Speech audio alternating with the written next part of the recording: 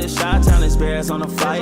Let me go tune in to Keek on the mic. He gon' make sure we get our news and highlights. When you get on YouTube, you better hit the like. This situation around Caleb Williams is really starting to get out of hand. Hey, what's going on, Bears fans? Thank you so much for joining me for another episode of Keek on the Mic, the podcast all about the Chicago Bears.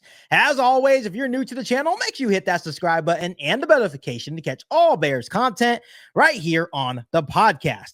So as you guys already know, we have talked about it before right here on Keek on the Mic, and you've probably seen on every single social media outlet possible of the situation going around about Caleb Williams and his father prior to the 2024 NFL draft, how he didn't want to come to Chicago. And, obviously Carl Williams made all these comments about how, Chicago is where quarterbacks go to die, which we already know that's been the case for the longest time. The good news is, Caleb Williams is now here. Obviously Ben Johnson's now in the fold. Ryan Poles has put everything together around Caleb Williams and Ben Johnson to really change that narrative. But this whole thing around Caleb Williams is really starting to get out of hand. And as you guys all know, every single person, meaning analyst, news outlet, has had their opinion on this Caleb Williams matter prior to the 2024 NFL draft. And that now includes Boomer Esiason, former NFL quarterback, has made a name for himself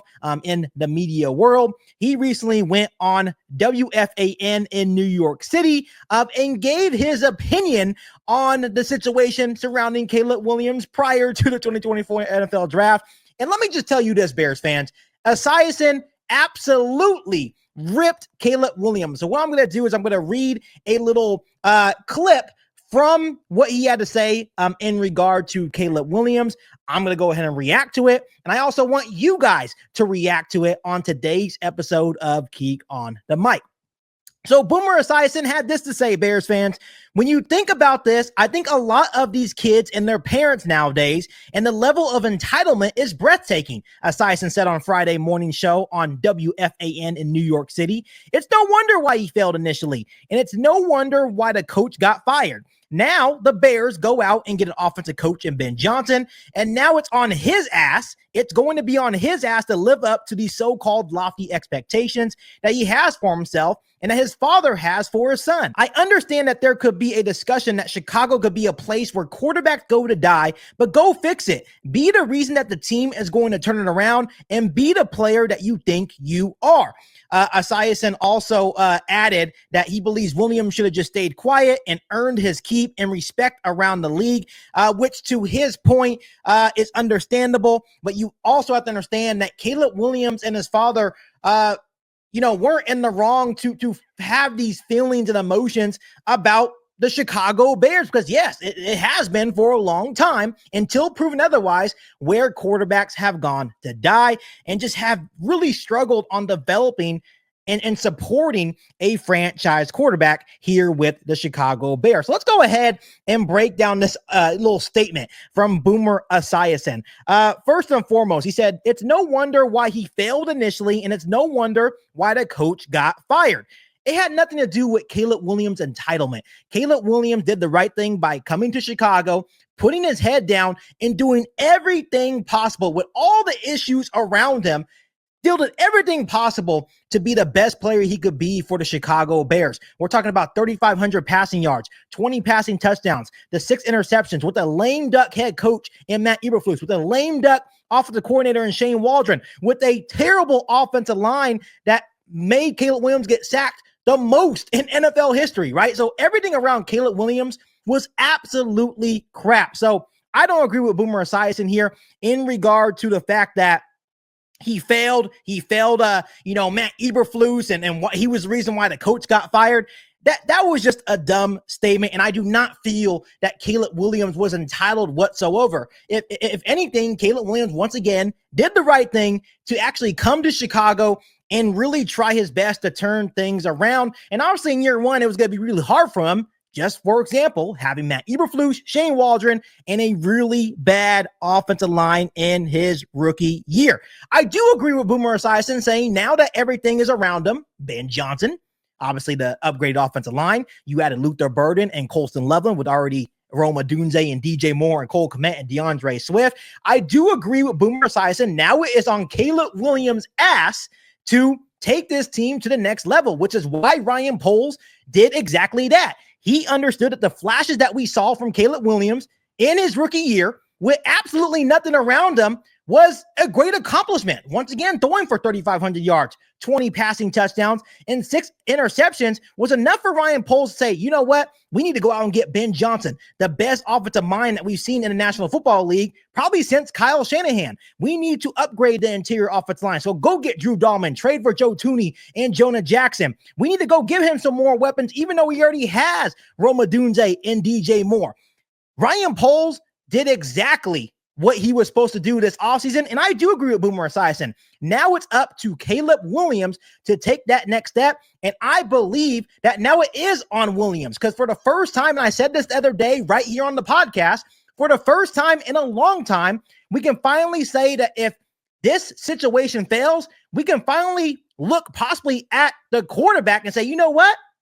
Originally, yes, this place has been a place where quarterbacks come to die. But in this situation, Ryan Poles, on paper, has done everything humanly possible to surround Caleb Williams with the best. So I do agree with Boomer Esiason on that point. Now it is on Caleb Williams to live up to these expectations, but we still need Ben Johnson to do his part. We need our offensive line to do their part. We obviously, the defense still do their part. It is still a team thing, but overall, the quarterback is what's going to take us to the next level, and that is Caleb Williams. So overall, I found it hilarious that Boomer Esiason has something to say. I think it was a little bit too much saying that, you know, it's no wonder why he failed initially, and it's no wonder why the coach got fired. I think that was a dumb part on his part to put that and say that on live TV. But once again, everyone had, their opinions on this. I think it's, past us now. I think Caleb Williams will clear the air eventually. And for the most part, I think Caleb Williams is locked in. Tremaine Edmonds has said that. Ben Johnson has said that. Kevin Byard has said that. Everyone in the Chicago Bears organization knows that Caleb Williams wants to be here. That was in the past, prior to the 2024 NFL draft. He is locked in and is ready to take the next level. So Bears fans, go ahead and comment down below in the comment section and let me know how you feel about what Boomer Esiason had to say in regard to the situation about Caleb Williams and his father prior to the 2024 NFL draft. I actually found it quite interesting. But before I let you guys go on today's episode of Geek on the Mic, I also want to give you guys a pretty interesting update. It's a rumor going around, not really a rumor at this point, but the rumor or update that's going around is that it says this: the Bears are likely to give former Browns running back Nick Chubb a contract after June 1st. It also says DeAndre Swift and Nick Chubb were teammates at Georgia, which we already knew that. And we've been talking about the situation surrounding Nick Chubb and the Chicago Bears for the last couple of weeks. I know Bears fans are kind of 50-50 on bringing Nick Chubb here to Chicago, but now with the recent extension of Joe Tooney and getting some extra cap space, around $7.5-8 million extra in cap space to possibly go out and make a move like this, either for a running back like Nick Chubb, or you can even add another edge rusher to the roster as well. It seems more likely that the Bears could look prior to training camp, or maybe even a little after training camp, bringing in a player like Nick Chubb. Once again, I feel like it is a low risk, high reward move. I know that he is now, a couple of years removed from his injuries. And I think, when you're looking at the offseason work that he's been putting in, Nick Chubb looks outstanding. I don't think it's no harm, no foul to bring in another running back. I'm personally excited to see what Roschon Johnson brings. I know Kyle Monangai has looked really good in some clips we've seen in early stages of OTAs as well. So really looking forward to seeing his development.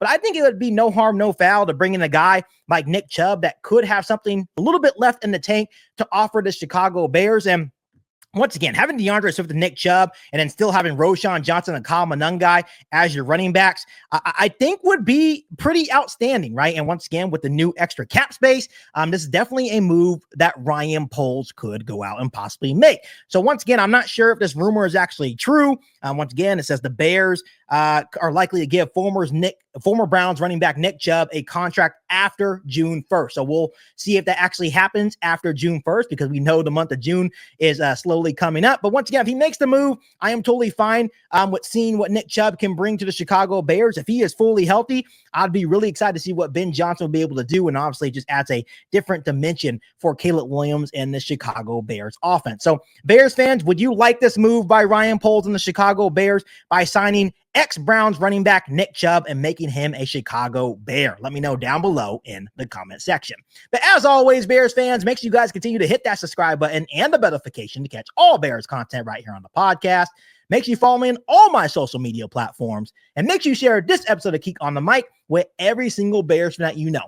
But other than that, be back for all new Bears podcasts right here on Geek on the Mic. Thanks, guys, and as always, bear down. You ain't bout it, you ain't bout it, you ain't Geek on the Mic. You ain't bout it, you ain't bout it, you ain't Geek on the Mic. You can go and subscribe, cause I be on it right. You ain't bout it, you ain't bout it, you ain't Geek on the Mic.